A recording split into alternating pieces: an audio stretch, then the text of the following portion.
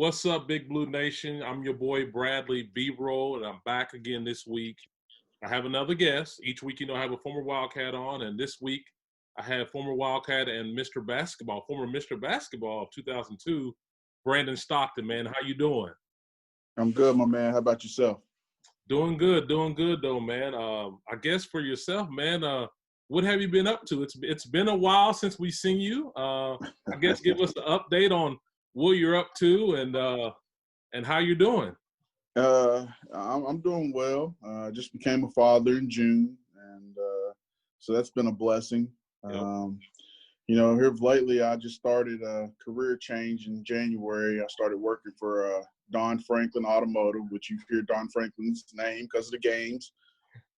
So I started working for them back in January, and man, I'm telling you, this past 7 months have been extremely, extremely busy.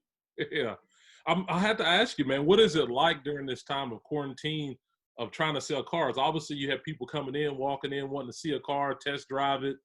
What is it like for you? How is it your day like? I guess walk me through of like how you can sell a car in a day when no one can actually see it, but unless they look at it online. Well, I mean, it's a little different. I mean, they still can see it now. Back when coronavirus first started, everything was done pretty much by phone.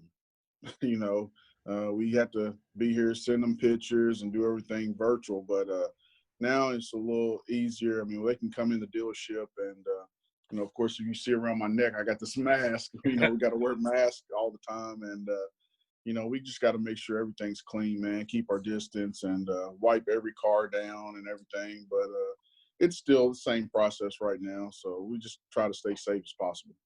Well, that's good. I'm glad that, you guys are still able to get out there and work. And obviously, there's places that had to be shut down. Obviously, you guys are still working. But I guess I'm going to go back to your high school days, man. You're from Glasgow. And, I guess tell me, what was it like growing up in the western part of Kentucky? I'm an eastern part of Kentucky guy. We really didn't talk a lot about western part. There's a lot of hoopers down there. From Ravi, some guys went to UK, Scotty Hopkins, all these guys down in that area. What was it like for you, man, growing up in Glasgow, and what kind of hooping sessions you all have down there? When I first started, it was kind of like Glasgow didn't exist, around my freshman, sophomore year. But I had a really good high school coach, Bart Flinger. He wanted to put Glasgow on the map. I think my junior played any home games. We just go all over the state and play. And so he just wanted to get my name out there and put Glasgow on the map. And it was just a big change, man. But the hoop sessions are good, man. I mean, it's just like any other place, man. You got guys who are wanting to be college athletes and, high school phenoms and stuff, man. They always want to play. So, man, the hoop sessions are the same, man, whether it's in the park or in the gym. And, actually I started in the park. Kids these days don't play park ball. Nope. And that's how I learned, starting in the park and playing with the older guys and just trying to make a name for myself. Yeah, while you were in high school, man, you kind of did your thing, man. I'm not for sure. I think you averaged almost 30 points per game. You won the All-A Classic while you were there. Just talk about that, man. I mean, it had to be special for yourself to, put Glasgow on the map, be an All-A Classic winner, and also be the MVP. Talk about that experience that you had. It was a great experience. I mean, Glasgow, besides winning district championships, they hadn't done much in a long time. And to be able to be in the position I was in, to be able to take my team and take the city and go to Richmond, win an All-A, give the city something to cheer about sports-wise. I mean, we were thinking at the time, our football team had went to the state finals, 3 or 4 times and lost, but they got there, So, so basketball became, something to cheer about over those 4 years I was in high school. And, it was just a great experience, man. I mean, basketball's taken me a lot of places, and I'm very thankful for it. Yeah, it has. Obviously, you were, Kentucky Mr. Basketball in 2002, which is a great honor to get. I'm sure that was an opportunity for you to put Glasgow more on the map. Just talk about winning that award, man. That's pretty a prestige award. Obviously, there's a lot of great guys in that category, but you're one of those. And I think you might have been one of the smallest guys to ever win it. I'm not for sure. You're being at 5'9" and 170 at the time. I'm sure that was not, I guess, unheard of. So just talk about winning that honor. Oh, man, I mean, still to this day, I don't believe that I still can't believe it that I won that award. I mean, it was never a goal. My goal was to win a state championship. Mr. Basketball was never a goal of mine. And then it was really my high school coaches. I'll be honest with you. My freshman and sophomore year, I wore the number 10. My junior year, he said, "Hey, you need to switch this number, wear this number. Mr. Basketball wears number 1."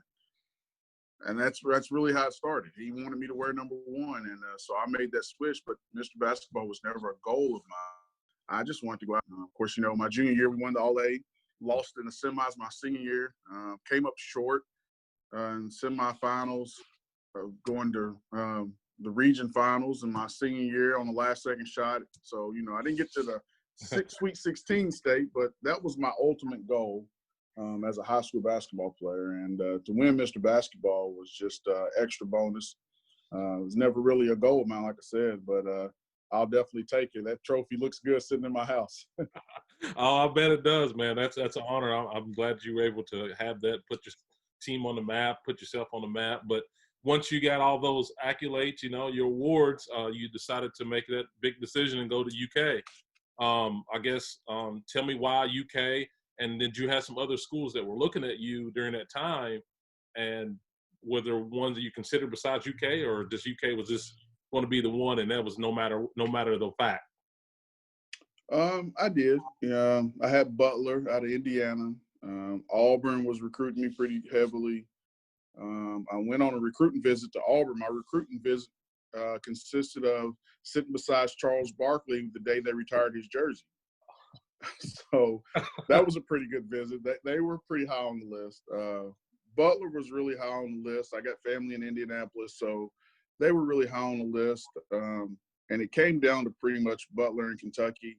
And then, the coach of that he had transferred out somewhere else. And I actually went on an unofficial visit to UK and met with Coach Smith, and he pretty much just sealed the deal for me, man. He couldn't have been a better guy. My family loved him. He just, man, all around great person as a man, father figure, and being a young kid in Kentucky, we always watch Kentucky, me and my grandmother, and it didn't take much to convince me once I went on that unofficial visit. So I just made the step and just went ahead and said I'll go ahead and commit, and here I am. Yeah, I know it had to be a dream come true for you, being a western part of Kentucky kid, and you talked about not really having that dream of winning Mr. Basketball. Then you won that, and obviously then you move on to committing to Kentucky. Then you get there. Obviously, there's a lot of competition coming in when you came in. Kalina Azubuike, Robbie was in that class. Then you also had guys that were already veteran players already on there, Keith Bogans, guys like that. What was it like for you in practice, and I guess even for you, trying to find minutes to get, be able to play? I know you had to battle in practice to get some minutes there. What was it like for you, I guess? My freshman and sophomore year were probably some of the hardest. I had to go against Cliff Hawkins, and everybody knows Cliff Hawkins. He's a master disaster on defense. And, it was just they always say you got to prepare yourself for the next level. Going in, I thought I was prepared, but when you get there, you really see you wake up. It's a really big step going into that next level, man. It just took some time for me to adjust, I guess. Struggled early on in my freshman year and came around a little bit my sophomore year, and then I had a broken wrist my junior year, and that kind of set me back. And of course, my senior year turned around a little bit and got some bunch of playing minutes towards the end of the year and got some starting time last 6 or 7 games of the season. And so, I'd like to think I had a good career. Other people might think different just because I was a Mr. Basketball or whatnot. But, you got to think you're going to the number 1 basketball program in America. Somebody's coming for you every single day. You got to bring it every single day. And I mean, I did something right. I was able to keep my scholarship for 4 years and graduate and earn some playing time, get my name in the scorebook somewhere. So evidently I did something right. Yeah, no, you did, man. Like you said, I'm glad that you kind of spoke on that because a lot of people think that, you know, when you are Mr. Basketball, there is high expectations coming in, especially when you go to UK, you know, go to the state you were from. It's good to see that you still appreciate your time there. You enjoyed it. I'm sure you made great friends.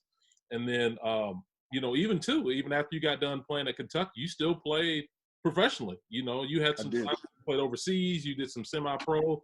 Just talk about your experience there, man. You still love the game. You still want to be able to play.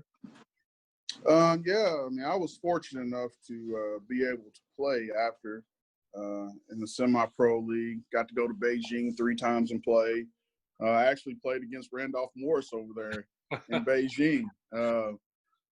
But man, it was just, you know, 2 years out, I had a stress fracture in my foot. Took me out of playing for a while. I didn't think I was going to be able to play. A semi-pro team came around, gave me a chance.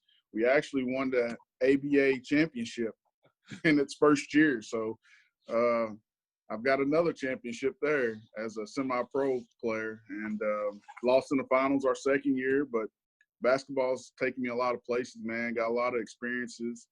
You know, I got to play with Paul Pierce and Michael Beasley when the NBA was in the lockout. They were on my pro team in China. So, I mean, man, the experiences I've gained from it over the years, man, it's just special. I'll always be able to keep and take with me.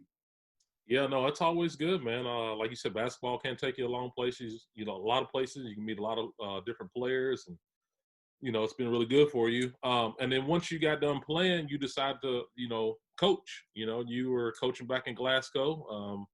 You were middle school head coach. Then you also, I think, you were assistant on the high school basketball team. Just talk about, you know, getting back into coaching. I know you love the game, but what was it like for you to go back and coach, you know, back at home, I guess? It meant a lot to me because, you know, when I was growing up, I didn't have that, you know, player that went and had all the experiences that I had to come back and teach me those things.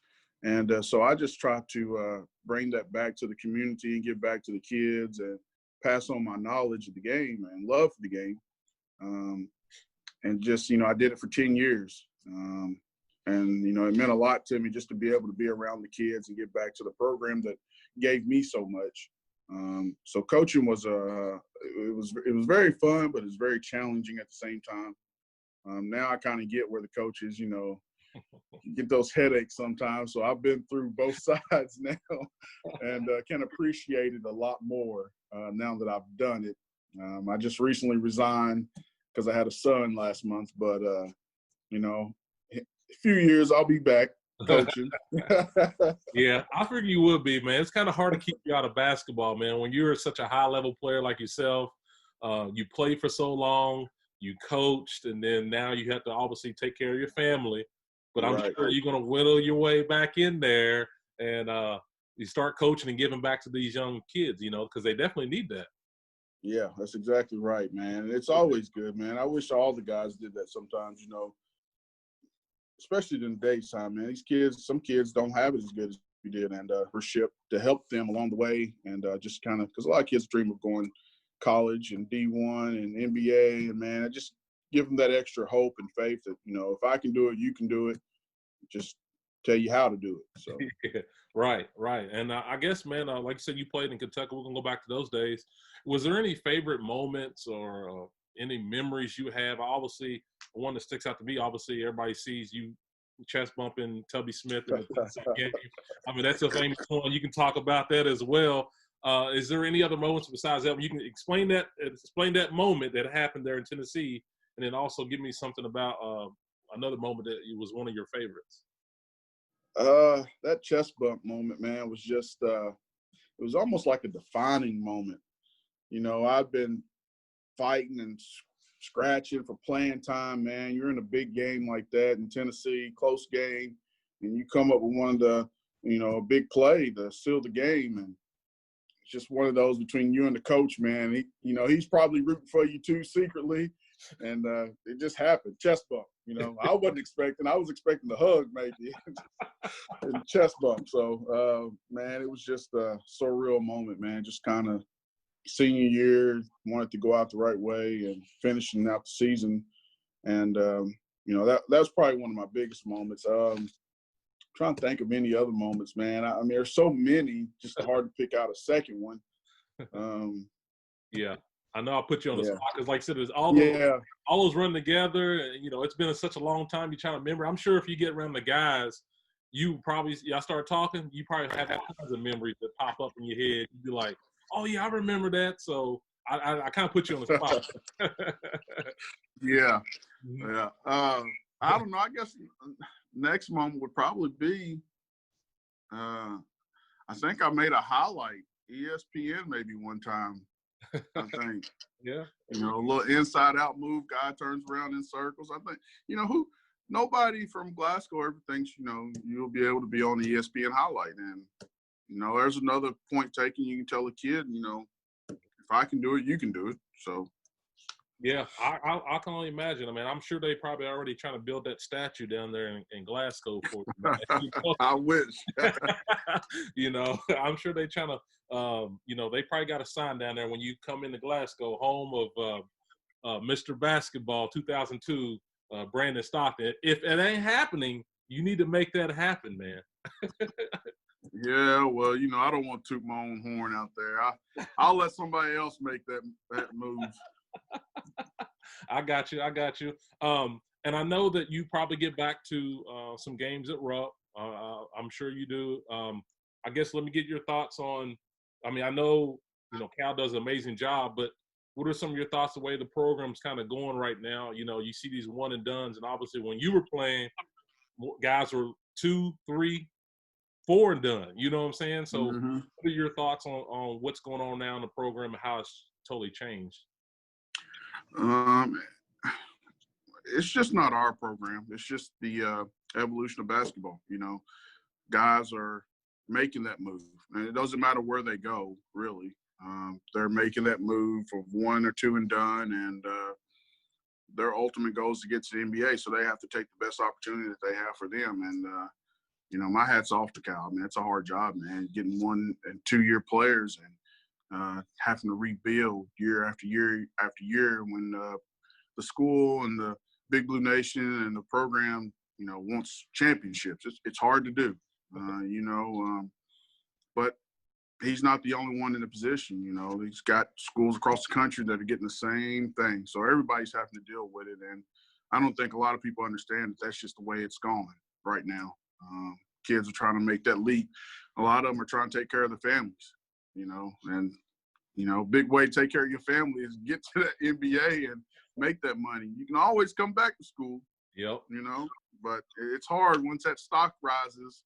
It's hard, and once it falls, it's hard to get it back. So, my hat's off to Cal. I think he's done a great job with the program over the years, and it's exciting basketball, man. That's what we really want to see. And it's not like we're losing. So, we're winning ball games and ball games and ball games, and it's very exciting to see, man. And like I said, my hat's off to him. I appreciate everything he's done over a few years. Yeah, no, I mean, I think he's done a great job there as well. Obviously, a lot of people want more championships out of Cal, but, it's hard to do. It's hard. You can have the best talent, but don't mean you're always going to win the whole thing, That's right. It's all about the best team and having some luck and going on a run, playing basketball. It's part of it. But, Yep. And I guess as for the fans, man, I guess they haven't seen you for a while. If you could say anything to the fans right now, BBN, what would you want to say to them? They always supported you. They always, whether they support you in a good way or a bad way, they support you. You know what I'm saying? You know how they are.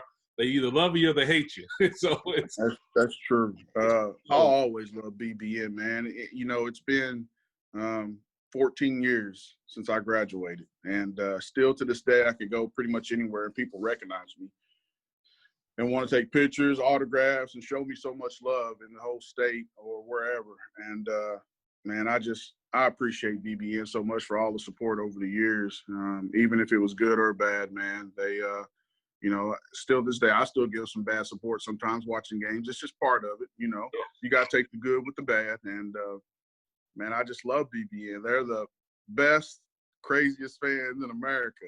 And, man, I wouldn't have it any other way, though. Well, Brandon, man, I want to say thank you for taking some time, man. I'm super excited for you, man, to, you know, obviously be a father there. You take care of your kids, and, you know, it's a job within itself, you know. And so, Right. you know, I want to say congratulations on that. Once again, thank you Thank for you. taking some time spreading some of your love that you have for BBN and some of your memories you had, man. I appreciate it, man. Thank you very much.